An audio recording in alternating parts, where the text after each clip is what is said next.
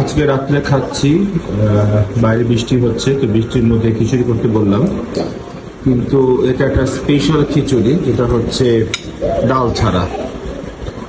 Specially আমার আম্মা kidney patient, তাই ডাল খাওয়া তার জন্য নিষেধ।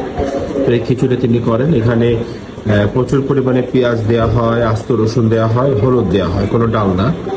এই যে রসুন বলে গেছে, খুবই স্বাস্থ্যকর, খুবই মজাদার। রেগুলার খিচুড়ির চেয়ে কোনো অংশ কম না। আর এখানে আছে লাউ শাকের লাউ পাতার ভিতরে সরিষা দিয়ে চিংড়ি মাছ। এখানে বাগদা চিংড়ি দিয়ে করা হয়েছে, কিন্তু গলদা কিংবা যে কোনো চিংড়ি দিয়ে এটি করা যায়।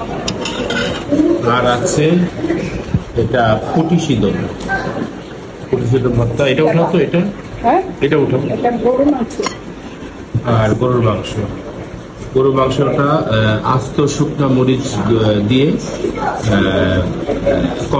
কষানো মাংস, প্রচুর ঝাল আর টেস্টি তো বটেই। তো এই ছিল রাত্রে আমাদের খাওয়া। এখন বিসমিল্লাহ বলে আমরা খাওয়া শুরু করবো। আলহামদুলিল্লাহ। একদম এই আইটেমটা শুধু চিংড়ি দিয়ে না, বেলে মাছ, তারপরে